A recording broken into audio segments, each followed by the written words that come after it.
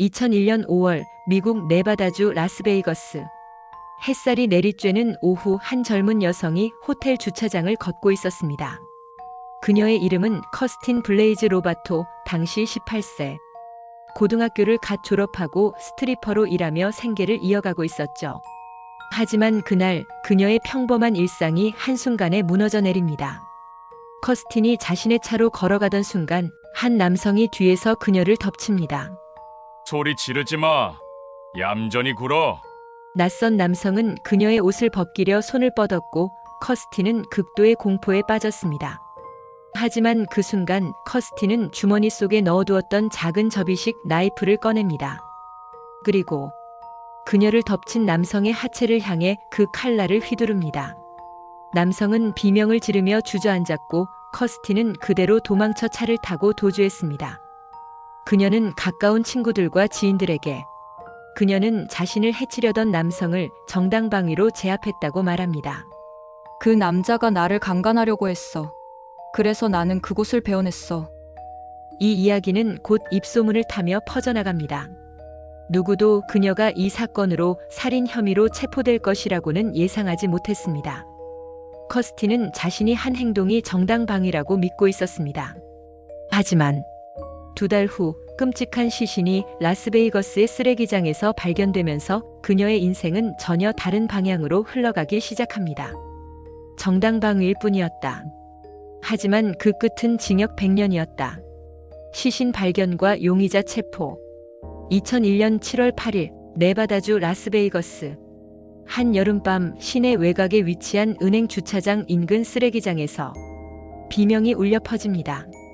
쓰레기를 뒤지던 노숙자 한 명이 공포에 질린 얼굴로 경찰에 신고합니다. 여기 사람이 죽어 있어요. 시체예요. 경찰이 현장에 도착했을 때 그곳에는 끔찍하게 훼손된 남성의 시신이 있었습니다. 전신에는 흉기에 의한 다수의 자상이 있었고 얼굴과 두개골에도 강한 물리적 충격의 흔적이 확인됐습니다. 특히 생식기가 절단되어 시신과 떨어진 곳에 버려져 있던 점은 수사 당국도 증오에 기반한 범죄 가능성을 제기할 만큼 이례적이었습니다. 사망자는 듀란 베일리. 라스베이거스에서 잘 알려진 마약 딜러이자 여러 차례 강력 범죄에 연루된 전과자였습니다. 지역사회에서 그의 별명은 그가 태어난 도시에서 따온 세인트루이스였습니다. 하지만 사람들은 이 이름을 혐오와 두려움의 상징으로 기억하고 있었습니다. 듀란의 시신은 단순한 살인이 아닌 강한 원한과 분노를 담은 복수극처럼 보였습니다. 이건 정당방위의 수준이 아니에요. 이건 분노에 찬 처형입니다. 경찰은 주변 탐문과 내부 정보망을 통해 범인 추적에 착수했고 곧 한 여성의 이름이 계속해서 등장하기 시작합니다. 커스틴 블레이즈 로바토. 누군가 경찰에 제보합니다. 걔요. 자기 입으로 말했어요. 홈리스 남자의 거기를 나이프로 잘랐다고요. 커스틴은 2달 전 성폭 행범에게 정당방위로 나이프를 휘둘렀던 사건의 주인공이었습니다. 경찰은 그녀를 유력 용의자로 특정하고 라스베이거스에서 260km 떨어진 그녀의 고향 파나카로 향합니다. 당신 최근에 라스베이거스에서 홈리스 남성에게 습격당한 적 있죠? 네. 설마 그 사람이 죽었나요? 그녀는 그제야 자신이 했던 행동이 치명적인 결과를 초래했을 가능성을 직감합니다. 경찰은 그녀의 자백과 과거 정황만으로 커스틴을 1급 살인 혐의로 체포합니다. 하지만 경찰은 중요한 사실을 외면했습니다. 커스틴이 자신을 방어하기 위해 칼을 휘둘렀다고 말한 건 5월의 일. 그때 그녀는 한 남성이 자신을 성폭행하려 하자 작은 접이식 나이프를 꺼내 그 남성의 성기를 향해 휘둘렀다고 주장했습니다. 그런데 피해자 듀란 베일리가 살해된 건 2달 후인 7월 8일. 그뿐만이 아닙니다. 커스틴은 단 한 번 칼을 휘둘렀다고 말했는데 듀란의 시신은 수십 군데 자상과 구타 흔적, 그리고 사후 절단으로 보이는 생식기 훼손까지 동반된 극단적 폭력 상태였습니다. 시간도 장소도 상처의 양상도 그녀의 진술과는 명백히 어긋나 있었던 겁니다. 그런데도 경찰은 커스틴의 진술 일부가 시신의 상태와 일치한다는 이유만으로 커스틴 외에 다른 용의자는 사실상 조사조차 하지 않았습니다. 그녀의 말과 일부 정황이 묘하게 들어맞는다는 착각에 빠진 채 말이죠. 정당방위가 살인이 되다. 그녀는 정말 살인자인가? 커스틴의 과거와 수사 흐름, 나이프 소녀와 선입견. 누구에게나 말하고 싶지 않은 과거는 있습니다. 커스틴 블레이즈 로바토에게도 그런 과거가 있었습니다. 그리고 그 과거는 그녀가 무고한 살인 혐의로 16년을 감옥에서 보내게 된 첫 번째 실마리가 되고 맙니다. 커스틴은 어릴 때 부모가 이혼하며 아버지와 새어머니와 함께 네바다주 파나카에서 자라게 됩니다. 이곳은 몰몬교 신자가 대다수인 보수적이고 폐쇄적인 소도시였습니다. 자유롭고 반항적인 성격의 커스틴은 동급생들 사이에서 왕따를 당했고 자주 충돌을 일으켰습니다. 15살 때 학교에서 벌어진 사건은 결정적이었습니다. 커스틴은 자신을 괴롭히던 학생을 향해 교실에서 나이프를 꺼내 들고 위협했고 사건은 큰 소동으로 번졌습니다. 그녀는 문제아를 위한 대안학교로 전학 가야 했고 이때부터 나이프 소녀라는 별명이 붙기 시작합니다. 고등학교 졸업 후 커스틴은 파나카를 떠나 라스베이거스로 향합니다. 낯선 도시에서 그녀는 모텔과 친구 집을 전전하며 스트리퍼로 생계를 유지합니다. 거친 환경에서 살아온 이력은 어느새 그녀에게 위험한 사람이라는 낙인을 찍는 근거가 되고 있었습니다. 그리고 듀란 베일리 살인 사건의 수사가 시작됐을 때 경찰은 한 이름에 즉각 반응했습니다. 커스틴 로바토. 단 한 번의 확인도 단 한 줄의 증거도 없이 그들은 그녀를 살인범으로 낙인 찍었습니다. 왜 그랬을까요? 그녀는 과거 사람을 향해 나이프를 휘두른 전력이 있었고 생계를 위해 스트리퍼로 일했고 고향에서는 이미 문제아라는 꼬리표가 붙은 인물이었으며 자신의 입으로 남자의 성기를 자른 적이 있다고 말한 적도 있었습니다. 경찰은 이 조각들을 모았습니다. 그리고 단언했습니다. 이 정도면 충분히 그럴 만한 여자다. 하지만 이건 증거가 아니었습니다. 그건 그녀의 인생 전체를 하나의 범죄 시나리오로 단정 지으려는 완벽한 선입견이었을 뿐입니다. 경찰은 커스틴이 말한 정당방위 사건이 듀란 베일리 사건과 시간도 장소도 전혀 다름에도 그녀가 같은 남성을 죽였다고 확신합니다. 그녀는 말합니다. 나는 그 남자가 죽은 줄도 몰랐어요. 나는 그냥 그 순간 제 몸을 지키려 했을 뿐이에요. 하지만 경찰과 검찰은 그녀의 성격, 그녀의 과거, 그녀의 직업만으로 그녀를 살인자라고 확신했습니다. 진실보다 먼저 도착한 선입견이 그녀의 인생을 집어삼켰다. 2001년 7월 20일 커스틴 블레이즈 로바토는 고향 파나카에서 체포되어 1급 살인 혐의로 라스베이거스로 압송됩니다.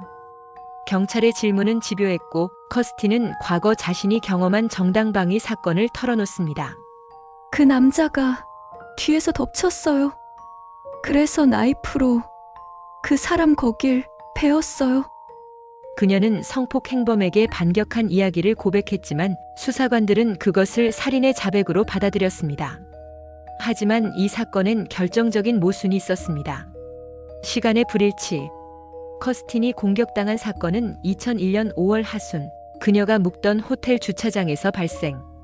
듀란 베일리의 시신이 발견된 것은 7월 8일, 은행 옆 쓰레기장. 무려 한 달 이상 차이, 장소도 완전히 다릅니다.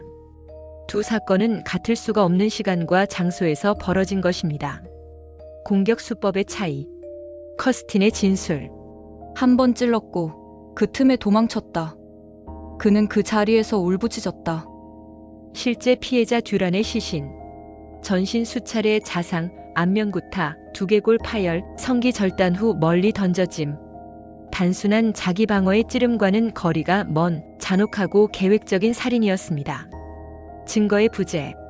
커스틴은 사건 직후 자신이 입었던 옷을 버렸고 사용한 나이프도 처분했습니다. 자신을 공격한 남성의 이름이나 신원은 알지 못했습니다. 그녀의 말은 신빙성을 갖기엔 너무 모호하고 구체적인 증거가 없었습니다. 결국 경찰과 검찰은 이런 논리를 폈습니다. 정확한 날짜를 기억하지 못했다는 이유로 그녀가 거짓말을 하고 있다고 단정했고, 자신이 찌른 남자가 누구인지 몰랐다는 진술은 사건을 회피하려는 의도로 해석됐습니다. 그리고 무엇보다 과거에 나이프를 휘둘렀던 적이 있다는 사실. 이 하나의 정보만으로 그녀는 어느새 살인을 저지를 수 있는 사람으로 분류됐습니다. 하지만 여기엔 중요한 사실이 빠져 있었습니다. 듀란 베일리에게 원한을 가진 다른 사람들, 그를 마지막으로 목격한 인물들, 공개적으로 복수를 예고했던 인물들이 있었음에도 경찰은 오직 커스틴에게만 살인의 퍼즐을 끼워 맞추려 한 겁니다. 진술은 존재했다. 하지만 증거는 존재하지 않았다. 자신이 했던 정당방위 이야기를 꺼낸 것이 살인 혐의의 결정적 증거가 되었다는 사실에 커스틴은 절망합니다. 그녀는 말합니다. 나는 단 한 번 찔렀어요. 도망쳤고 뒤돌아보지도 않았어요. 그 사람이 죽을 줄은 몰랐어요. 하지만 재판은 이미 그녀를 살인자로 몰고 있었습니다. 판결의 날 100년형의 진실. 2002년 5월 네바다주 법정에 한 젊은 여성이 피고인으로 서 있습니다. 당시 그녀의 나이 19세. 이름은 커스틴 블레이즈 로바토. 검찰은 1급 살인, 성기 절단, 시신 훼손 등 잔혹한 범죄의 책임을 그녀에게 묻고 있었습니다. 그런데 재판에서는 반드시 유죄라고 보기 어려운 정황들이 연이어 제시되었습니다. 커스틴의 부재 증명. 듀란 베일리의 시신이 발견된 날은 2001년 7월 8일 밤 10시 15분. 커스틴은 같은 날 오전 11시 30분 267km 떨어진 고향 파나카에 도착한 사실이 증언됨. 그녀가 사건 당시 그 자리에 없었다는 사실은 부모와 친구, 이웃 등 여러 사람의 증언으로 확인됐습니다. 하지만 검찰은 이렇게 반격합니다. 그녀가 라스베이거스를 떠나기 전 이미 살인을 저질렀을 수 있습니다. 추정 사망 시각의 논란. 검찰 측 법의학자는 듀란은 시신 발견 시각의 최대 24시간 전에 사망했을 가능성이 있다고 주장. 즉 커스틴이 파나카에 도착하기 전인 이른 아침에도 범행이 가능하다는 겁니다. 하지만 이 주장은 확정적이지 않은 가능성에 불과했습니다. 결정적인 물증도 없었습니다. 범행 도구인 흉기 미발견. 커스틴과 피해자 듀란의 직접적인 접점 없음. 지문, DNA 등 과학적 증거 전무.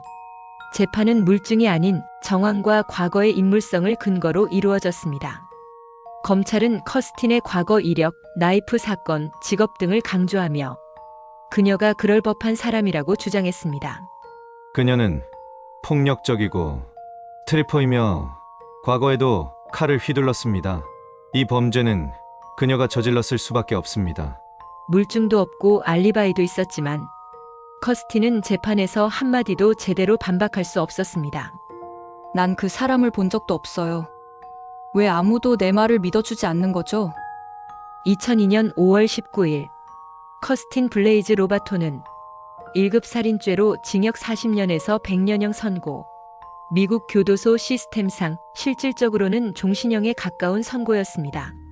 10대 소녀가 정당방위로 휘두른 한 번의 칼질이 잔혹한 살인으로 뒤바뀌고 그녀는 무기수로 감옥에 갇히게 되었습니다. 진짜 범인은 끝내 찾으려 하지도 않았습니다. 무죄 추정이 사라진 재판. 판결은 증거가 아닌 인상으로 내려졌다. 법정은 그녀를 죄 없는 사람이 아닌 그럴듯한 범인으로 보고 단죄했다. 무언의 증인 파리가 말해준 진실.